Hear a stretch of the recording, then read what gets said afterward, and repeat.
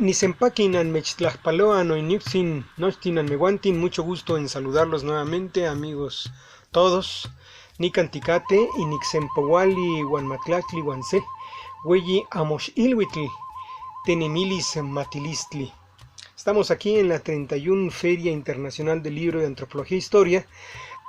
Y ahora comienza nuestra nueva presentación de la nueva compilación sobre nuestra historia antigua y reciente del quinto centenario de la llegada de Colón a los 500 años de la caída a Tenochtitlan. Y para abordar diferentes aspectos invitamos a algunos de los participantes, comenzando por el doctor Ignacio Pérez Barragán, profesor investigador de la Universidad Autónoma de la Ciudad de México, doctor en Ciencias de la Comunicación por la UNAM y formador de nuevas generaciones de investigadores sociales, además de haber sido y es huehue de camadas de danza de su natal estado de Tlaxcala. Yo quiero hablar sobre la importancia que tuvo Tlaxcala en todos estos hechos. Tenemos dos fuentes principales y fuentes auxiliares. La primera fuente principal, pues, es Bernal Díaz del Castillo y su historia.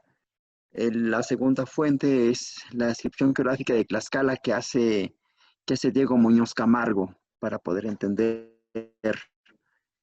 este asunto. También está Buenaventura y Zapata con su historia de Tlaxcala. Eh, entonces vamos a tratar de armar un poco qué fue lo que pasó en aquella época, porque cuando se encuentran los de Cortés, ¿no?, que ya los empezaron a llamar españoles, fue en el año de 1519, entonces ya estamos a 501 años de este encuentro que se da entre españoles y tlaxcaltecas, que no eran tlaxcaltecas, en aquel entonces eran texcaltecas. Ya después cambiaron su nombre debido a que los españoles no entendían el náhuatl y decían tlaxcaltecas, y de ahí pasó a tlaxcaltecas. Hay una gran oposición desde el primer momento por parte de Xicotenca Laxayacatzi. Xicotenca Laxayacatzi es el capitán general de todos los ejércitos tlaxcaltecas y es el que pone la resistencia. Entonces envían un gran ejército porque el acuerdo inicial de los tlaxcaltecas era resistir al invasor. Entonces hay varios encuentros, pero el punto álgido se da en un pueblo que se llama Zompancinco, hoy San Salvador Zompantepec. Esta batalla es muy importante porque pues, el batallón tlaxcalteca estaba compuesto de alrededor de 100,000 personas, según Bernal Díaz del Castillo, y pues los tenían rodeados, ¿no? Tenían rodeados a los españoles y a sus aliados. Pero empiezan problemas porque ya empieza la traición por parte de los Teocotelulco, ¿no? En ese entonces Tlaxcala tenía dos señoríos muy importantes, uno era Tizatlán y otro era Ocotelulco. El de Tizatlán era comandado por Xicotencal y el de Ocotelulco era comandado por Maxixcatzin. Maxixcatzin era descendiente de un señor llamado Tlacomigua, que unas décadas atrás había dado un golpe de estado en el señorío de Cotelulco y había quitado al señor natural, ¿no?, el señor Teochichimeca, de Nompracantetegua. Eh, el ancestro de Maxixcatzin venía de Cholula, no era propiamente tlaxcalteca, ¿no? Entonces tuvieron diferencias en Cholula y se vinieron a Tlaxcala a refugiarse, pero no se contentaron con ser refugiados, sino a su vez tumbaron al señor de Ocotelulco, se quedaron con el poder. Y desde ahí entonces eran como un poder no legítimo, pero con el paso del tiempo Ocotelulco se había hecho ya un señorío muy fuerte, muy, muy, muy fuerte. Entonces, cuando estamos hablando de 1519, Ocotelulco tenía más poder que Tizatlán, era el señorío más poderoso. Y ese poder lo impuso en la batalla de San Pancinco cuando dejan solo a Xicotenca Laxayacatzi. Y entonces Cortés gana esa batalla, pero ¿qué pasa después de la batalla del 5 de septiembre de 1519? Aquí vamos a tratarlo de entender. Los españoles quedan muy desolados, ellos ya no quieren saber de guerra, le reclaman a Cortés, le dicen, es que no vemos futuro a esto. Cortés los anima, pero definitivamente está ya en graves problemas porque su gente ya no quiere avanzar a Tenochtitlan. En ese justo momento, Cortés manda unos mensajeros y a pedir las paces, ¿no? Sin embargo, la traición ya había sucedido, debido a que nos dice Herman Salazar, que ya se había pactado, que Cortés les estaba diciendo que les ofrecía Tepeaca, Cholula y Huejotzinco a cambio de la alianza, ¿no? Y Mashishkatsin lo creyó, ¿no? Creyó que Cortés le podía dar algo, pero Cortés no le podía dar nada, porque lo único que podía dar territorios era el mismísimo rey, ¿no? Cortés no, pero cayó en el engaño y entonces acordó la alianza. Y entonces ahí empezó la alianza tlaxcalteca mediante un engaño. Ya después, como acaba esa historia, viene la famosísima noche de la victoria Tenochca. Y entonces los españoles aliados quedan muy mal, regresan a Tlaxcala, pero en Tlaxcala ya estaba Xicotenca y la Xayacatl esperándolos. Ya estaba organizando a la gente de que si los Tenochca te estaban ya dando, pues aquí te voy a ultimar, ¿no? Y encontró otra oportunidad Xicotenca y la Xayacatl para acabarlo. Sin embargo, Mashishkatzin se da cuenta de lo que estaba pasando y mandó a apresar a Xicoténcatl y lo golpearon fuertemente, ¿no? Ya después, más adelante, viene el correspondiente ahorcamiento de Xicoténcatl a Xayacatl a manos de la gente de Cortés y de los de Cotelulco, y en el momento en que muere Xicoténcatl a Xayacatl, se acaba el contrapeso político que tenía Mashishkatzin en Tlaxcala, y entonces el apoyo se volvió completamente incondicional. Esto lo digo porque comúnmente se dice que los tlaxcaltecas son los traidores de la historia, pero no están así. Xicotenca la Xayacatl es el héroe de Tlaxcala porque fue el rebelde, el que se da cuenta de lo que iba a pasar en el futuro, que los tlaxcaltecas no iban a ganar nada, porque después vinieron muchas campañas que se hicieron hacia Occidente y el norte del actual México, en que Tlaxcala apoyó y masacró y exterminó a muchos pueblos junto a los españoles y los Tenochca, pero no recibió nada, ¿no? Entonces todo fue en vano. Y la estrategia de Mashishkatzin, que parecía muy inteligente en su tiempo, de que aliándonos con ellos vamos a ganar, a la larga resultó, pues, en nada para el pueblo tlaxcalteca, ¿no? Entonces, traidores, pues no, porque la resistencia se dio.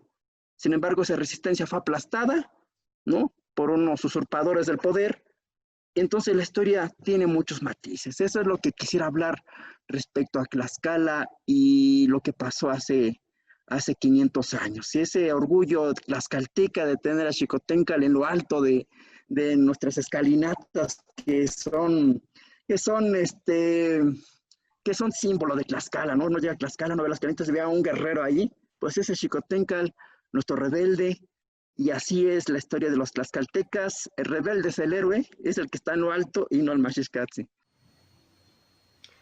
Ahora escucharemos a José Luis Valencia González, quien es macehual del grupo de danza conchera azteca chichimeca Olinayacashli, y también es licenciado en Psicología y Lingüística con maestría y doctorado en Antropología Social por la UNAM y por la Escuela Nacional de Antropología. Como se puede notar, tengo dos caminos que parecieran en algún momento opuestos, porque para los danzantes muchas veces consideran que la ciencia está muy limitada para poder comprender todas las actividades que se realizan ahí. Por otro lado, la academia también en su momento manifiesta esos discursos floridos, pero faltos de objetividad, que están al interior de la danza.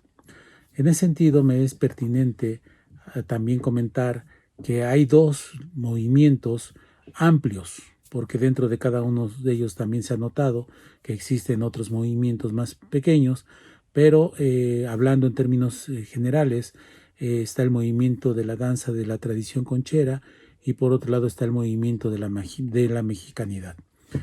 La danza de la tradición conchera tiene su propio planteamiento desde su origen.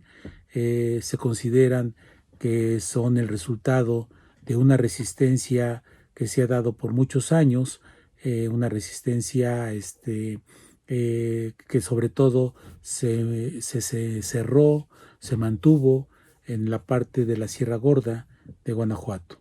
Por otro lado, el movimiento de la mexicanidad, que es muy ambiguo, no ha precisado realmente cuál es su origen, porque pareciera que tuviera dos momentos históricos. El primero de ellos se data también desde la época de la colonia temprana, cuando los primeros criollos, que no tenían ninguna identidad con España, pero tampoco tenían ninguna identidad con los pueblos de aquel entonces aquí de México, consideraron o manifestaron su intento de independentista para poder obtener los beneficios que la colonia que estaba ofreciendo. Así es que los hermanos Peralta, los hermanos Ávila, Sánchez Peralta, el mismo hijo de Hernán Cortés, Martín Cortés, pero el español, fueron los primeros en pronunciar la independencia de México.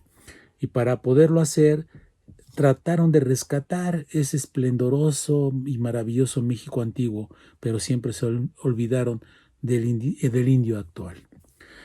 Después, pasando muchos años y que hubieron otros personajes, podemos hablar del segundo tiempo, donde aparece sobre todo el licenciado Rodolfo Nieva, quien es el que dice tener un secreto y da a conocer posteriormente lo que le llaman la consigna de Cuauhtémoc, que va a ser parte del segundo punto que quiero atender. Y por otro lado está Luis Velasco Piña con todo este planteamiento de Regina, 2 de octubre no se olvida, que también se tiene ahora claridad de que es un hecho inexistente. Bien. Pues entonces hablo del primer punto de los procesos transculturales, esta cuestión del sincretismo que no lo hay si no hay una transtextualidad. Quisiera mostrarla con algunos ejemplos. Por otro lado, entonces el segundo punto sería precisamente las irrealidades y las creencias que hay en torno del Tata Cuauhtémoc. Entre ellos puedo hablar la primera, que son las ordenanzas, la segunda que haya sido el último Huaytlactuani de la cultura mexica, y por último también plantear que no son los restos de Izcatiopan que le pertenecieran a nuestro Tata Cuauhtémoc, ¿sí? Y por último, el tercer punto tiene que ver con esta palabra que ha surgido en últimos tiempos, que es Ometeotl. Ometeotl ha querido sustituir al Inteotl, que se maneja desde hace muchos años dentro de la danza conchera, pero Ometeotl es una palabra inventada por nuestro gran maestro, profesor Miguel León Portilla, quien consideró que había una entidad, un ente que debería de habitar en el Omeyotl. El Omeyotl es un lugar, un espacio, el último, el 13º cielo, y que pues él cambia esta concepción, y esto es algo peligroso, porque quizás antiguamente no hablaban de dioses, sino que hablaban de esencias, y la máxima esencia era Omeyotl, y no Ometeotl, que sería como un ente, un dios, ¿no? Tendríamos que discutir, son 3 puntos que pongo a reflexión para estos 500 años que se aproximan, y que dentro de las peticiones que quiero proponer es que nuestra ciudad cambie de nombre a la Ciudad de México, Tenochtitlan, Tlatelolco. ¿Sí? Muchas gracias. Ahora escucharemos a José David Tapia Castillo, quien es licenciado en Economía y jefe de la danza de Tlapacoya en Iztapaluca, Estado de México. Bueno, creo que esta fecha tan emblemática, tan nuestra, tan arraigada, ¿verdad?, en la conciencia, en el dolor de nuestros pueblos, pues que es la caída de México Tenochtitlan, el 13 de agosto, nos dicen que el 23 de 1521, pues significa esa mezcla, ¿no?, que se da a partir de esa caída, ¿no?, y todo lo que hay después, ¿no?, que es toda esta integración, toda esta mezcla de códigos, porque debemos recordar una gran hazaña que menciona Bolívar Echeverría en su libro La modernidad de lo barroco, donde él dice que precisamente en el momento en el que es abandonado la colonia por parte de España y los indígenas no pueden regresar a su pasado profundo, pues lo que hacen es salvar, ¿no? Salvar de la barbarie a esta sociedad colonial, ¿no? Del siglo XVI, y de ahí se ha venido gestando pues una cuestión de diferentes actividades rituales, resistenciales principalmente, que nos han llevado a muchas expresiones artísticas, a muchas expresiones rituales y dancísticas, pues de nuestro país, ¿no? Entonces, muchas de estas corrientes, ¿no? Muchas de estas espiritualidades y de estas formas de ser, pues han llevado a una radicalidad del catolicismo, ¿no? En una variante, digamos, pagana, profana, ¿no? Lejos de la pureza cristiana, y que ha dado como resultado, pues, expresiones muy interesantes, ¿no? En este caso, pues, la danza de concheros ha sido una continuidad que ha salvaguardado, que ha resguardado ciertos códigos, ¿no? A través de la herencia, a través de la palabra que se ha venido heredando durante tantos siglos, y que ha llevado a este cristianismo, ¿no? Que muchos critican, ¿no? Porque realmente se desconoce la profundidad de las actividades ceremoniales, la lleva a una radicalidad desde su interior, ¿no? Y yo creo que una de las expresiones que no podemos dejar de lado como ejemplo de esto, pues es la teología de la liberación, que es todos estos intentos que se han dado por humanizar, por hacer que nuestra conciencia, que nuestros ritos realmente tengan una carga de códigos realmente antiguos, ¿no? Y que nos lleven a algo muy interesante, ¿no? Como por ejemplo el levantamiento zapatista de 1994, el movimiento de los mapuches, el movimiento de los sin tierra brasileños, los movimientos indígenas ecuatorianos, guatemaltecos, que se han posicionado, ¿no? A partir de pues todo este dolor, de toda esta reconfiguración, ¿no? De toda esta resignificación que se ha hecho de estos elementos, y que es muy importante resguardar, que es muy importante salvaguardar y tratar de unir todos estos hilos, todas estas vertientes como la mexicanidad también, que nos lleven a una expresión verdaderamente comunitaria, ¿no? Una expresión humana de lo que somos nosotros como nación. Entonces, yo creo que el 13 de agosto, más que concentrarnos en la derrota, tenemos que concentrarnos en ese nuevo paso, en ese nuevo cambio, en ese cambio de piel, digamos, ¿no?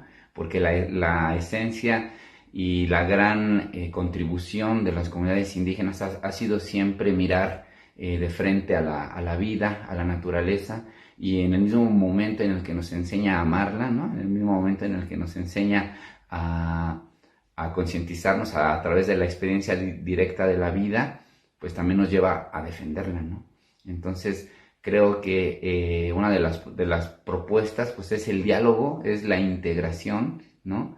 De cada una de estas vertientes, para que podamos generar algo verdaderamente único, ¿no? Y que pueda llevarnos, pues, a salvaguardar, pues, esta crisis identitaria que estamos viviendo, pues, en este presente tan extraño, en este presente tan extraviado, y que pues esta fecha, más allá, ¿no? De pronunciarnos en el acto de la derrota, pues pueda llevarnos a nosotros realmente a esta integración, ¿no? De todas estas variantes, para pronunciarnos pues en lo que viene, ¿no? Que es esta nueva barbarie, que es esta nueva crisis, porque claro, como pasó con Lucrecio en la caída del imperio grecorromano, pues decían que no había dioses, ¿no? Entonces, al negar toda esta espiritualidad, pues estamos ante una crisis inminente que es necesario rescatar a través de nuestras costumbres y de nuestra actividad ritual. Y para concluir, José Antonio Cruz Rodríguez, Tlacuilo, es escritor, activista del movimiento de la mexicanidad, danzante azteca, pintor y laudero, autor de varios libros que ya les iremos presentando. Pues a mí me interesa dialogar sobre los 500 años de la llegada de Colón en 1992, eso que pretendió ser una celebración por parte de la corona española y por parte de gobiernos latinoamericanos, que a ojos de las comunidades autóctonas pues parecía una afrenta, y pues provocó que las comunidades se organizaran y protestaran, y no nomás las comunidades indígenas, campesinas, las grupos culturales urbanos, una serie de personas en lo particular pues nos manifestamos contra tal despropósito. Y esos 500 años pues marcaron la ruta de muchos de los activismos de revisión histórica, ¿no? Los grupos de danza de mexicanidad pues empezaron a proliferar a partir de aquellos años, y también los gobiernos como el mexicano tuvieron que reconocer la valía de la raíz autóctona, ¿no? Tuvieron que reconocer que la riqueza cultural de nuestra nación está sustentada en los pueblos originarios, ¿no? Entonces, tuvo una serie de repercusiones en muchos ámbitos. Se tuvo que dar un reconocimiento a la medicina tradicional indígena y a las lenguas, y una serie de cuestiones ahí que se tuvieron que replantear. Pero pues esa revisión, esos reclamos pues no han concluido, ¿no? Estamos en un proceso que no concluye, mientras vemos que las poblaciones pues siguen teniendo marginación, y no nomás en los ámbitos rurales, sino urbanos. Entonces, ¿qué de aquella experiencia se puede retomar para ahora que se cumplen 500 años de la toma de Tenochtitlan, ¿no? Que digamos como que es el parteaguas para entender todo el proceso de opresión de nuestras comunidades, y también para dialogar sobre lo que somos, ¿no? Porque finalmente también la raíz europea está en nuestra sangre, ¿no? Está en nuestra cultura. Pero qué tanto valor o qué tanta peso le damos a la cultura autóctona y qué tanto la interiorizamos. Entonces, estos 500 años pues nos sirven para eso, ¿no? Yo recuerdo que en 1900, antes, incluso unos pocos años antes de 1992, un grupo de personas, yo me incluyo entre ellas, íbamos al monumento a Colón y pedíamos que se removiera, ¿no? Era uno de los reclamos que se tenía, y entonces pues parecía un grupúsculo de personas ahí fanáticas que pedían un despropósito, cómo mover quitar la estatua de Cristóbal Colón, y sin embargo vemos que eso que parecía una propuesta descabellada tiene tanta vigencia en la actualidad. Vemos lo que está pasando, ¿no? Entonces, pues vincular estos dos momentos históricos, estas dos coyunturas históricas de los 500 años de 1992 con los 500 años de la toma de Tenochtitlan, qué tanto se ha ganado, qué tanto terreno hemos avanzado para el reconocimiento pleno de nuestra raíz, y para también la reivindicación de nuestras comunidades, ¿no? Y nosotros como mexicanos interiorizar el valor que tiene esta raíz, que es nuestra y que está en nuestra propia sangre, en nuestra propia cultura. Muchas gracias. Bien, pues este es el primer acercamiento al tema. Estamos realizando otros materiales que estarán a su disposición en nuestro sitio, y esperamos sus comentarios para construir entre todos el debate siempre tan necesario. Namech Tlazocamati. Instituto Nacional de Antropología e Historia. Secretaría de Cultura. Gobierno de México.